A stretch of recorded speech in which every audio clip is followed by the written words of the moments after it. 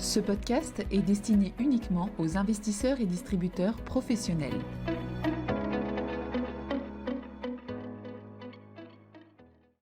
Bonjour à tous, aujourd'hui nous allons parler des implications du verdissement de l'économie pour le marché du travail.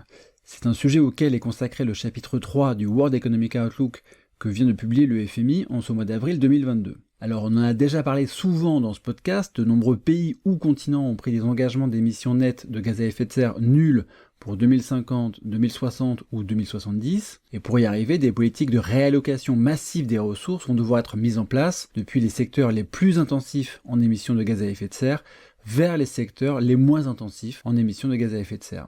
Cela va naturellement avoir des conséquences importantes pour les marchés du travail dans les pays en question, et c'est ce que les économistes du FMI ont essayé de quantifier. Les questions qu'ils se sont posées sont les suivantes. Quelle est la part des emplois que l'on pourrait qualifier de verts ?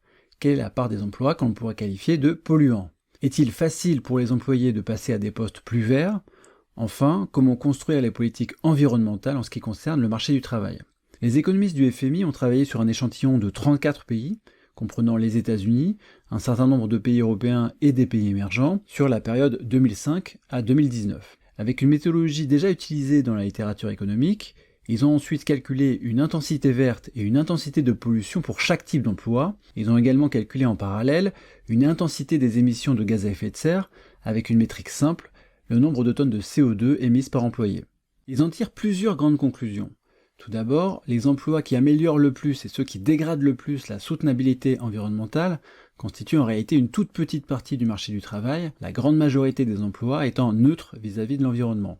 Pour les pays considérés dans l'étude, la part de l'emploi total portant sur des activités vertes va de 2 à 3% selon les pays, et la part de l'emploi total portant sur des activités polluantes va de 2 à 6%.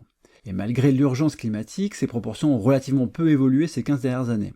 Il existe une assez forte dispersion des propriétés environnementales entre les secteurs et au sein des secteurs, ce qui suggère qu'il ne serait pas si difficile de réaliser des réallocations de main-d'œuvre dans le cadre du verdissement de l'économie. Toutefois, les employés les mieux formés sont surreprésentés dans les emplois dits verts et les moins bien formés dans les emplois polluants. Au passage, un élément intéressant est que même après la prise en compte des compétences et d'autres caractéristiques, les rémunérations sont en moyenne environ 7% plus élevées pour les emplois verts que pour les emplois qui polluent le plus. Une deuxième conclusion est que les transitions apparaissent difficiles. En effet, il est assez difficile de décrocher un emploi vert lorsque l'on occupe un emploi à forte intensité de pollution. La probabilité pour un individu en emploi de passer d'un poste intensif en pollution à un poste vert est de 7% par an. En revanche, la probabilité de trouver un nouveau poste vert pour quelqu'un qui occupe déjà un poste vert est bien plus importante, puisqu'elle est de 54% par an. Alors cela ne veut pas dire que les employés des secteurs les plus polluants n'ont aucune chance de trouver un emploi vert, mais cela souligne qu'ils auront besoin d'un accompagnement pour y arriver. Clairement, la reformation doit faire partie intégrante des politiques de transition environnementale, notamment pour les employés les moins diplômés. Une troisième conclusion est que pour les pays développés, parvenir à des émissions nettes de gaz à effet de serre nulles en 2050 nécessite de faire basculer sur les 10 prochaines années 1% des employés de postes à haute intensité en émissions vers des postes à basse intensité en émissions. La part est nettement plus importante pour les pays émergents, car pour eux, c'est 2,5% des employés qu'il faudrait faire basculer de l'un à l'autre.